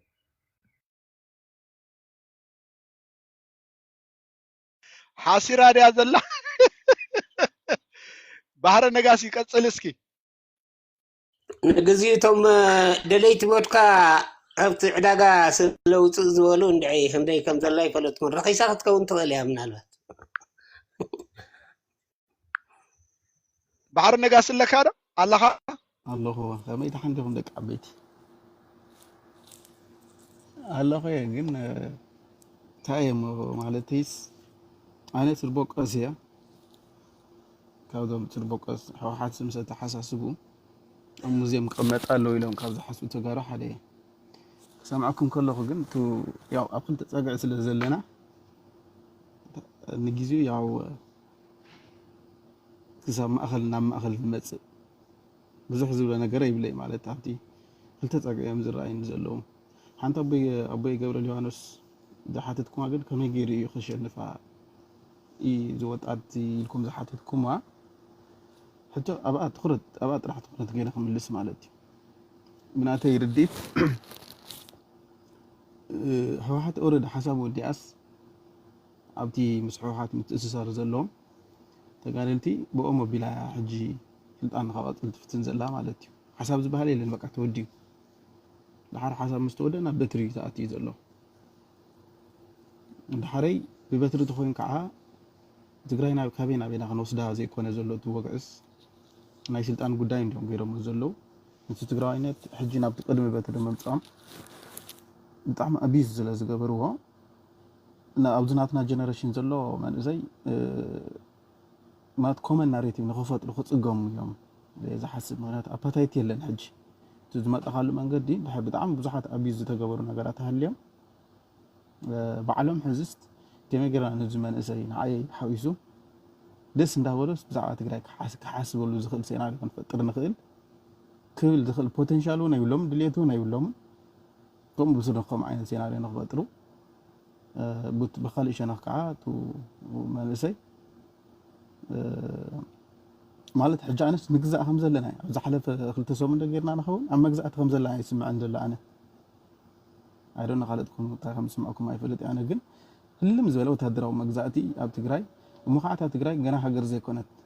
أبتحت حنت عبي حجرس على وتهدروا الجزازة زفت أرت ومخاطي مجزي قال الزخون وعلى زيتوننا كابيتال كله نجر عملت إثيوبيا خا إثيوبيا عندها وصلت عندنا أنا على تهدروا مجزاتي صغير complicated أنا نقول أمي تقبلنا مالتي زو زناجر زي كم زيد عندها اللو زي شوهات زلوا من إزاي تزوروا زلوا تخكل يلو مسام حبير خير زخل من إزاي مالت بقولبات تتداخيمو صاب حيل زركب أم باي دس ندابلو أنت بتحسسوا أم تقبلوا زغد من إزاي اللي لا أمني سو نبين أن خير زلنا أتيلهم نجيزيو نايزخون جوجلاتات نعيد العلاينات نيو دومينانس نرلنا وهنات ببرة حجزهم يدليتهم يساقوا سلا زلوا زيك نايت تجراي العلاونة نايت تجراي بليش أجنا يكونه هات مانجو تجراين تم أزلوا ساعات كملهم تجراين أو تحنقولهم تجراي كابت حزلات أجا مسكارا يكونه نزلوا تحلمهم نايسلت أن ودبوا مدحن يعني را نسا برة تجوز جزم غيره مالو كأوخنا بين عازبل تيتملس عند قال زخون حتى مالتي الجونا تقرا حتى خم لا استخوينو بدك ازل زخونه دك اخعات اخاخ ولو زخونه مدرخ يكون زفطر زلو بقى دارغاس عند انويس بزحات نغرات بنر ايلون ماتو او كل تسو مشت خوينه كابينا بينا نخيد زلنا تو بانصارو زلونا ابنت بسرات امونغو خلته تمقيله حوحات ابتينا بزين تم حدنا اديس ابابا هديم مالو هذا مغلق وسفيرهم على سو تأيه خون صباح تأيهم كحسبوا بقى هذه مم ديام سو إلى حج خد قص ديام تأيه فتر أو كواخم تزلوا أنا حج خوين جمت نجار تزي كنا نجار جن حدا اللي تبز حدا تقصري حات جن أجمع يتجارو بتعمل complicated نخونا يخيل كم زلوا راح يسمع نزلوا بقى هو بقى حسب ودي عودتها biological life cycle أزود تودي بيها إلى إذا أمن محبروا مسيرتها تمنتيلا ولا إثيوبياون بزرو إثيوبيا أنا قد قلت سعد اللي يبلان إذا هنا محبروا مسيرت قال زبال نجر بي زبال مسيو أبي حمد منتيلوا أنتم بير سوات ناقالي علم أشجع جيروا معاتهم تحريت عدات تجار تشكينا يعني خم كيد يوم صار حزلوا تتشكمي كعمل نسيس لزخون أمود أتا ساعات وتهم سيلنا نحن نشكل كبلا لو إلى زأمن ده صاي بخبري أبو مزيم كنت كمت الله تجارون أو حدا مدرخ متسينا صار حج خلط عمل تحت تجراوين نتينا أنا تتعوتون يرم بفلايتهم بجلتات نتو تجراوين بتعميهم أبيز غيرهم جودي أمو حجي تنا أصل تجراوين نت كم أي حماس مرة تدعمنا نقل متكون كتوهيننا ناي جدا دود بزي أم مزيم كمت قالوا لي إذا أمنوا على تيري حاوتين كيف زحب كانوا عدل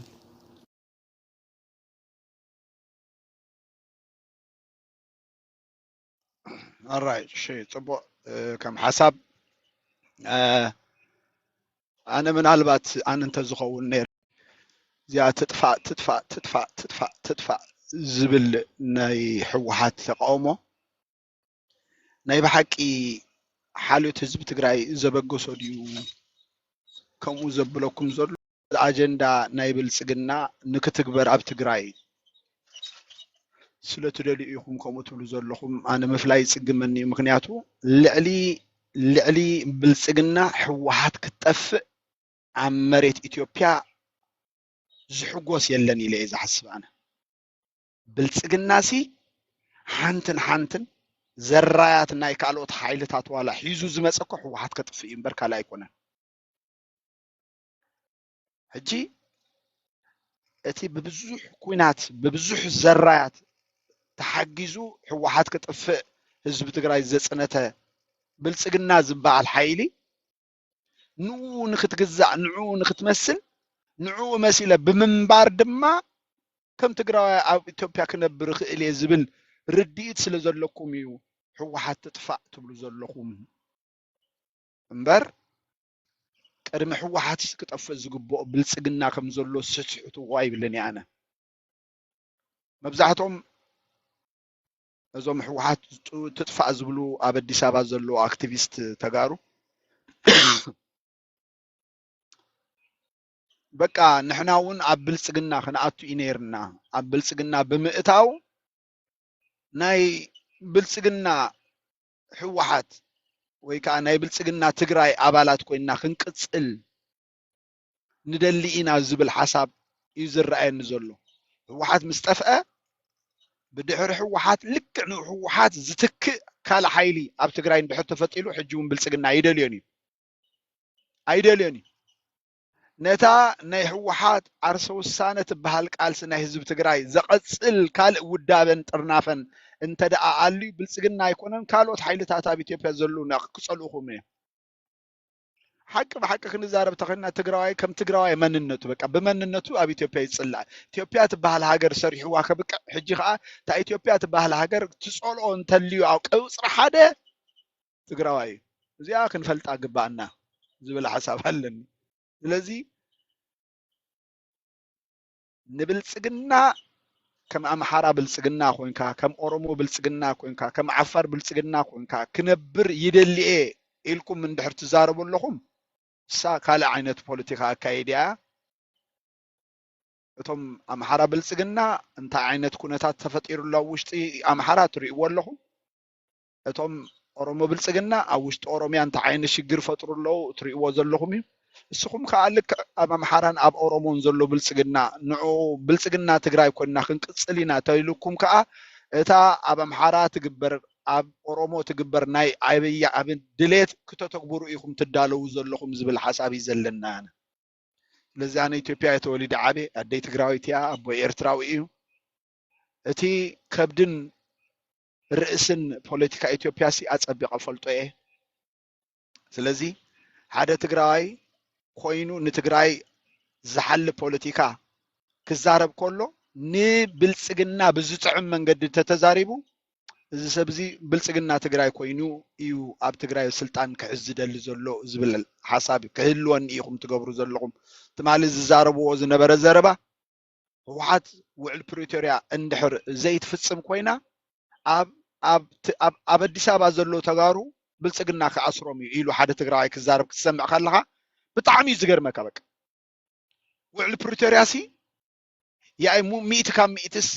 ብልጽግና ክፍጽም ድሉ ከም ዘሎን ነገር ግን ሕወሓት ድልውቲ ከም ዘየላን ወዲኡ ይዛረብ ኣሎ ስለዚ በከምዚ ዓይነት መንገዲ ኣፈራሪሑስ ተጋሩ ኣንጻር ሕወሓት ኩኑ ዝብል ጎስጓስ እቲ ኣብ እዋን ኩናት ትግራይ ዝፍጸም ዝነበረ ምእሳር ናይ ተጋሩስ ባዕሉ እቲ ትግራዋይ ያላ ከምኡ ግበር ኢሉስ ንብልጽግና ዝጥዕም ፖለቲካ ጎስጓስ ይገብር ከም ዘሎ እዩ ዝረኣየኒ ቀጽሉ ሕጂ ንስኻትኩም ክቶም ዝትዛረቡ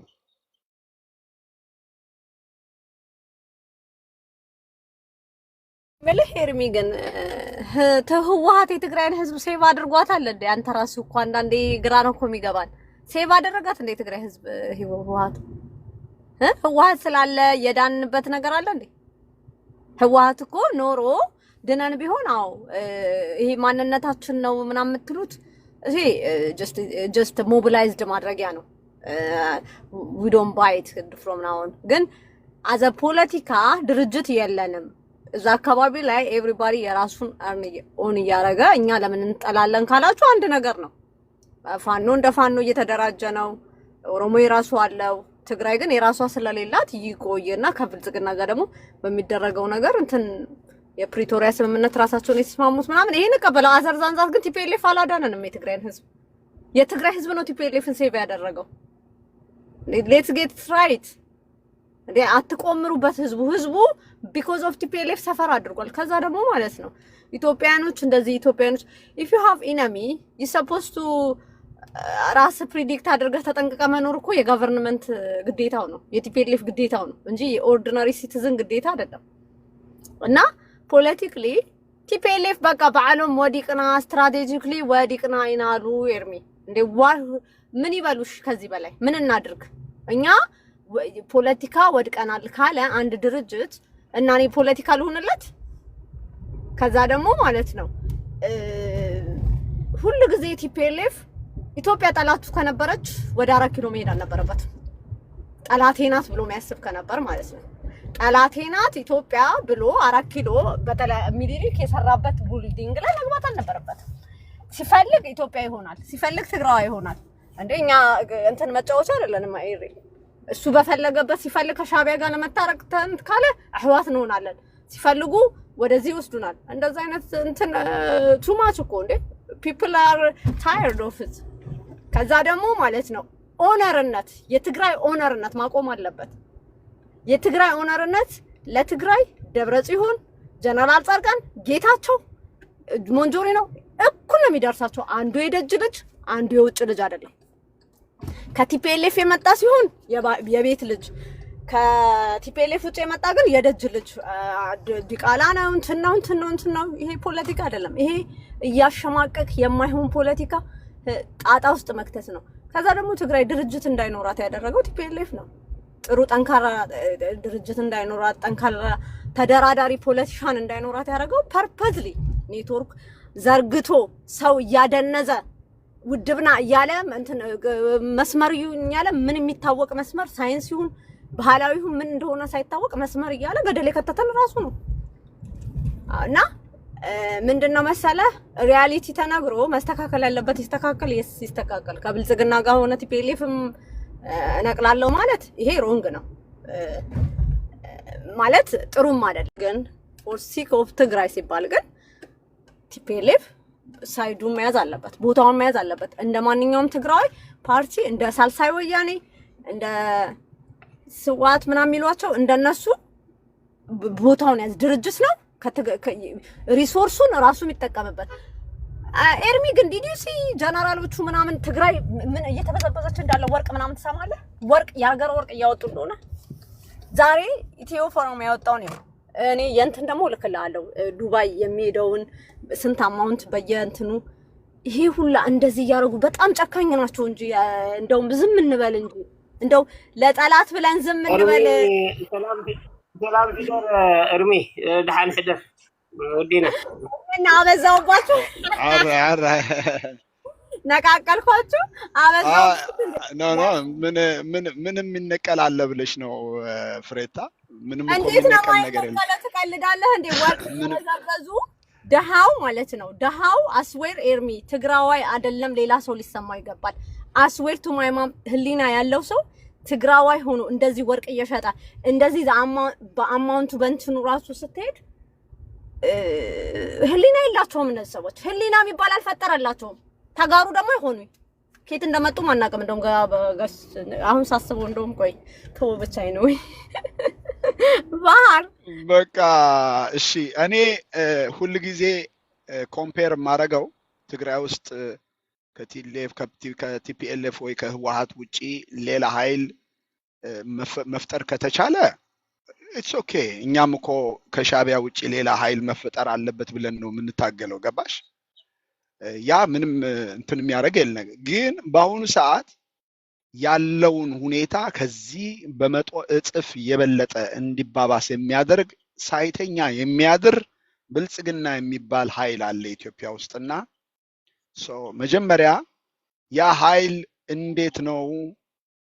ተጠያቂ የሚሆነው ያ ኃይል እንዴት ነው ወዶም ጠልቶም በህገ መንግስቱ በፕሪቶሪያ ውል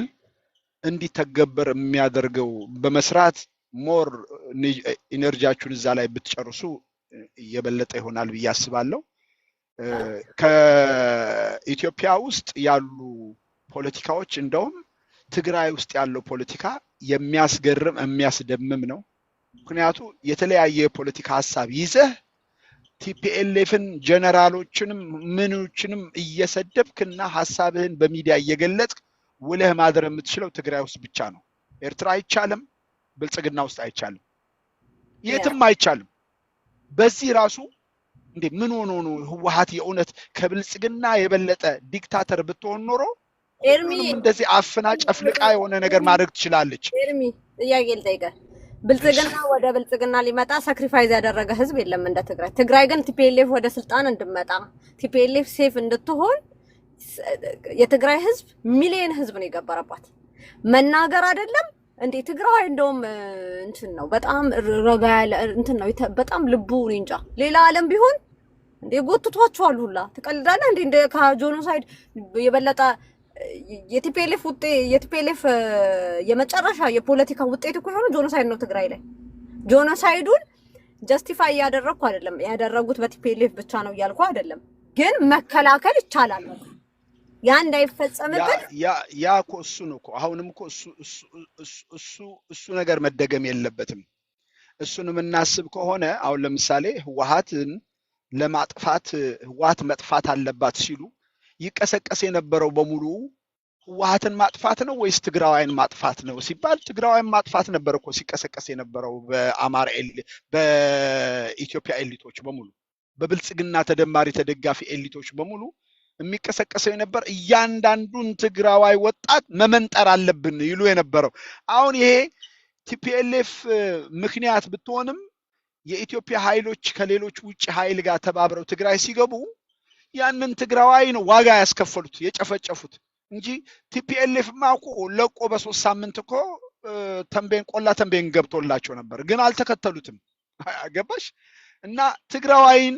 መስበር ማዳከም ይፈልጋሉ። እሱ ነው ኢትዮጵያ ውስጥ ያሉትን ሌሎች አንገዛም ባዮች ትምርት እየሆነ ያለው የሚል ስጋት ስላለ፣ ስለዚህ እኔ እንደኔ በአሁኑ ሰዓት ትግራይ ውስጥ ለውጥ እንዲደረግ ብዙ ትግራዋይ መታገል አለበት። አዎ ታገል አለበት፣ ግን አብይ አህመድን በሚጠቅም መንገድ አይሁን ነው ትልቁ የኔ ሐሳብ። አብይ አህመድን በሚጠቅም ፖለቲካ አታድርጉት። ገባ? አብይ አህመድ ብቻውን እኮ ነው እሱ ተንፋሽ፣ እሱ ተናጋሪ፣ እሱ ሳቂ፣ እሱ በቃ እንዴ ከአብይ አህመድ ውጪ ኢትዮጵያ ውስጥ በሙሉ ማን አለ? ከአብይ አህመድ እኩል አይደለም ከአብይ አህመድ ግማሽ ስልጣን አለው ሊባል የሚችል ማን አለ እንዴ? ማንም እኮ የለም። ስለዚህ ኢትዮጵያውያኖች ቆናችሁ ይሄንን ነገር ራሱ ብታስቡበት መልካም ነው ላለው። ፍርዬ ስለመጣሽ በጣም አመሰግንሻለሁ እህታችን። እቤትሽ ስመጣ ግን አትሊስት እኔ ስናገር ያቺ የሰዓታት ቁልፍ ውስጥ አስገብታ አድርገሽ ብታናግሪኝ ቆንጆ። እኔ አልሳደብም እንደምታይኝ። ሶሪ ግን what happened? ሶሪ last time እና ኢሞሽናል የሚሆኑ ብዙ አሉ። ሶሪ በጣም ምንም ችግር የለም። እኔ እንደምታቂኝ ብዙ ሰው ሲሰድበኝ ውሎ ሲሰድበኝ ቢያድር እኔ ብዙ ግድ አይለኝም፣ ግን መናገር እንድችል ያቺ ቁልፍ ውስጥ ብታስገብኝ አሪፍ ነው። በደንብ እናገራለሁ። I will, Ermi. Thank you so much. Have a good day. Bye. Okay, thank you so much.